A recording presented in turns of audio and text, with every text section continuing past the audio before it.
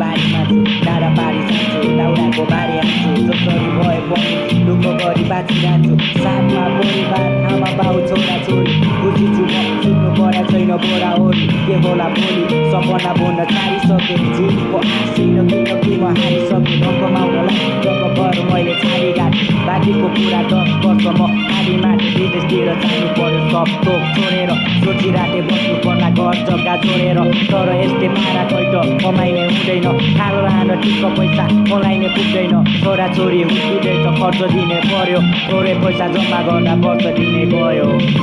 बाटो खोज्दा बाटो पाइन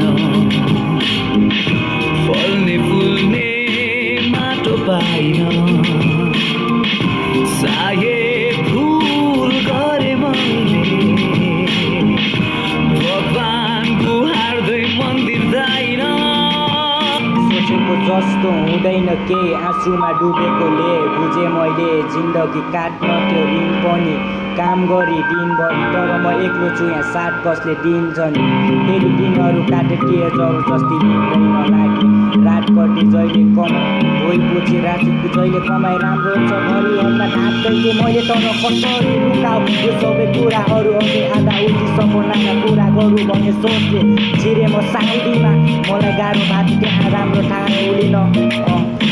चाहने घाममा पढ्न खाउन लानलाई मिठो मसिनो परिवारलाई केटा बाहिरतिर पट्टि गएको छ बरु ठिक हुन्थ्यो लाउरीतिर भर्ती भएको छ पुरानो साथी सबै गाडी चढिरहेको छ काठमाडौँमा घर हातमा सुनको घडिरहेको छ पछि पढिरहेको त यता माई मात्रै होला आज भन्ने काम भोलि चढिरहेको छ जति गरे पनि सकेन उँभो लाग्न छैन अहिले ताकत यो मेरो बुढो हातमा छोरीलाई क्याम्पस पढाउनलाई खर्च दिने पर्यो छोराको बिहे गर्यो भने वर्ष दिने गयो बाटो खोज्दा बाटो पाइन फल्ने फुल्ने माटो पाइन सायद भुल गरे मैले भगवानको हार्दै मन्दिर जाइन यो मनभित्र कटा कटा कस्तो भइरहेछ न त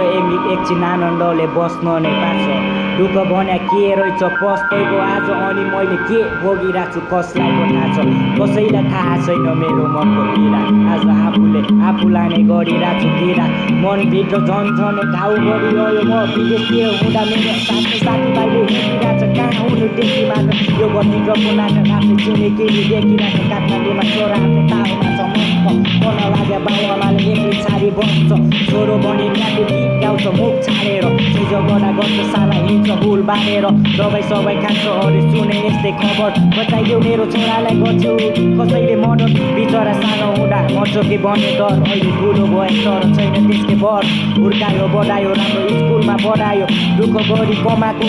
यसैले सकायो भएको एउटा छोरा पनि काम लागेन दुःख बिर्से यसले बाबुआमाको नाम लागेन दुःख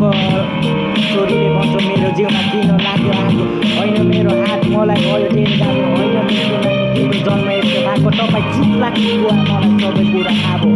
कसरी बनाउँ म कसरी बुझाउँ धेरै भयो पीडा अब छोरीलाई कति रुवा बिचरीको हात चल्यो दैवले काट गऱ्यो ठुली हुँदै आइन उसलाई लास भयो माफ गरे